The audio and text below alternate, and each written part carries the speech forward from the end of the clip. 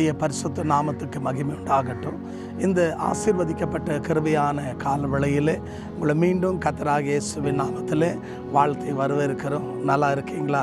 என்னோடு கூட லூக்கா எழுதின சுவிசேஷம் 7ஆம் அதிகாரம் 11ஆம் வசனத்திலிருந்து 17ஆம் வசனம் வரைக்கும் வாசித்து பாருங்க. நாயனூரில் அன்பான தேவஜனமே, ஒரு வாலிபன் மரித்து போகிறான். அவருடைய தாய் விதவை. இவன் இருந்த ஒரே ஒருவன் தான். அன்பான தேவச்சனமே, நீங்கள் அதில் 13ஆம் வசனத்தை வாசிச்சிங்கன்னா, அந்த தாய் பிரியமான ஊர் ஜனங்களோடு சேர்ந்து தன் மரித்த மகனை அடக்கம் பண்ணும்படியாக அவனுடைய சடலத்துக்கு பின்பாக ஊர்கோலமாய் கடந்து வருகிறார்கள்.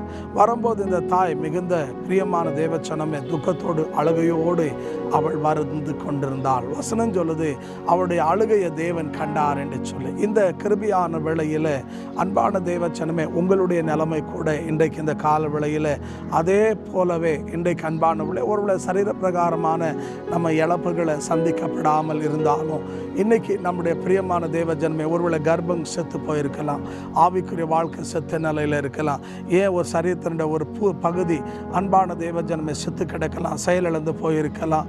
இன்றைக்கு அன்பான தேவஜனமே, நீங்கள் அநேகருக்கு அன்பான தேவஜனமே இன்றைக்கு வேடிக்கையாக, கேலியாக, பரிகாசமாக எண்ணப்படலாம். ஆனால் ஒன்றுங்க, இந்த காலையில் உங்களுடைய சூழ்நிலை எப்படி இருந்தாலும், உங்களுடைய நிலைமை எப்படி இருந்தாலும், அன்பான தேவச்சனமே, அன்றைக்கு அந்த விதவையனுடைய கண்ணீரை கண்டு மனதுருகின தேவன் இந்த காலவெளியிலே உங்கள் மேல் மனதுருக, அன்பான தேவஜனமே, குடும்ப சூழ்நிலையை மாற்ற, நீ கடந்து போகிற பாதையில் தேவன் மாற்றங்களை கட்டளையிட, உன் சத்துருக்களுக்கு முன்னால் தேவனுக்கு ஒரு பந்தி ஆயத்தப்படுத்த, செத்த நிலைமைகளை மாற்ற, யாரெல்லாம் உன்னை பார்த்து இனி கதை முடிந்து போனது, உனக்கு எதிர்காலமே இல்லை, அவ்வளோதான் உன் வாழ்க்கை அப்படின்னு யார் சொன்னார்களோ அவளுக்கு முன்பாக தைரியமாக சொல்லுகிற கர்த்தர் இன்றைக்கு செத்து கிடக்கிற எல்லாவற்றையும் ஆண்டவர் உயிர்ப்பிக்க வல்லவர். காரணம் என்னென்னா, நீங்கள் மார்க் எழுதின சுவிசேஷம் 5ஆம் அதிகாரம் 36-37 வசனத்தை வாசித்து பாருங்க.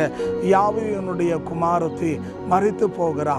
அவருடைய வேலைக்காரர்கள் வந்து சொல்கிறாங்க, ஐயா, பிள்ளை மரித்து போனது, நீங்கள் போதகரை தொந்தரவு செய்யாதீங்கன்னு. உடனே ஆண்டவர் என்ன தெரியுங்களா சொன்னார்? பிரியமான தேவஜனமே, நீ பயப்படாத, விசுவாசம் உள்ளவனாயிரு. அதே தேவன் தான் இன்றைக்கி உங்களை பார்த்து சொல்கிறாரு, சூழ்நிலை கைமீறி போயிருக்கலாம், எல்லாம் பாதகமாக இருக்கலாம், எல்லாமே பிரியமான தேவஜம் முடிஞ்சு போச்சு அப்படின்ற நிலையில் காணப்படலாம். கவலையப்படாதீங்க, பயப்படாதீங்க. என்ன சூழ்நிலை இருந்தாலும் பயப்படாதீங்க.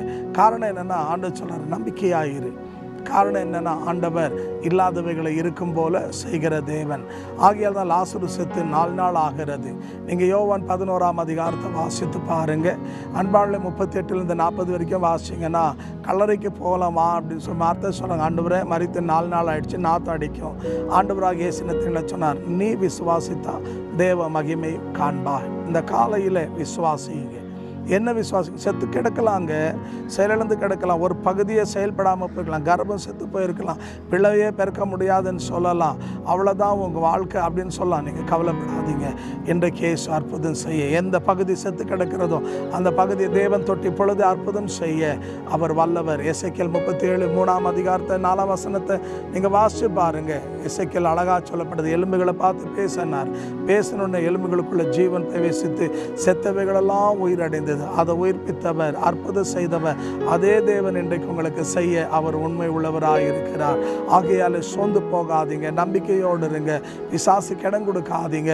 கர்த்தர் நிச்சயமா, யோபு சொன்னார், பிரியமான தேவ ஜனமே, தேவன் நினைத்தது ஒன்றும் தடைப்படாது. உன் வாழ்க்கையில், உன் குடும்பத்தில் என்ன தேவன் செய்யணும்னு நினைக்கிறார், அது கட்டாயமாக தேவன் செய்வார். ஒன்றும் தடைப்படாது. விசுவாசிங்க. இப்பொழுதே கர்த்தர் உங்களுக்கு சுகத்தை தந்து, அற்புதங்களை தந்து உங்கள் நிலைமையை மாற்றுவா. விசுவாசிக்கிறீங்களா? இருக்கிற இடத்துல தலைகளை தாழ்த்தி கண்களை மூடி ஜெபிப்போம். கிருபையாய் நேசிக்கிற நல்ல ஆண்டவரே, இந்த ஆசீர்வதிக்கப்பட்டதான மனமகிழ்ச்சியான காலவெளிக்காக நன்றி செலுத்துகிறோம்.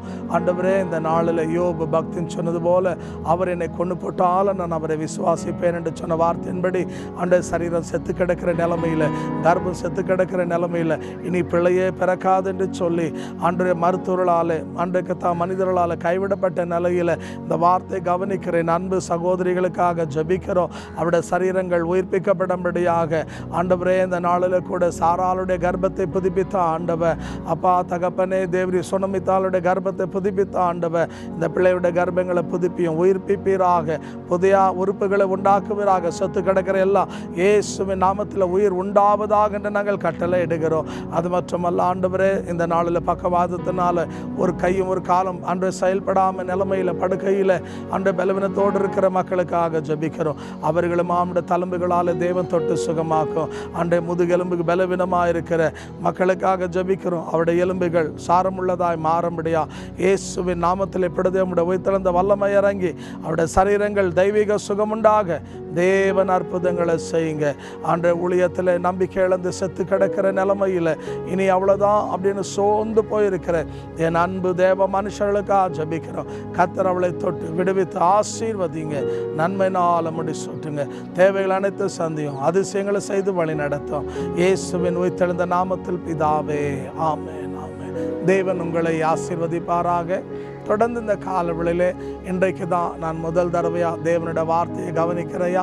எனக்கு தேவனோட வார்த்தை இன்னும் அதிகமாக நான் அறிய விரும்புகிறேன், தேவனோடு நடக்க விரும்புகிறேன், எனக்கு தேவனுடைய ஆலோசனை தேவை அப்படின்னா எங்களுடைய யூடியூப் சேனலை சப்ஸ்கிரைப் பண்ணுங்கள், ஐக்கான் பட்டனை ப்ரெஸ் பண்ணுங்கள். உங்களுக்கு ஜெப குறிப்பு இருந்தால் வாட்ஸ்அப் வழியாகவோ SMS வழியாகவோ அளவிட்ட தொலைபேசியின் வழியாக எங்களோடு தொடர்பு கொள்ளுங்க.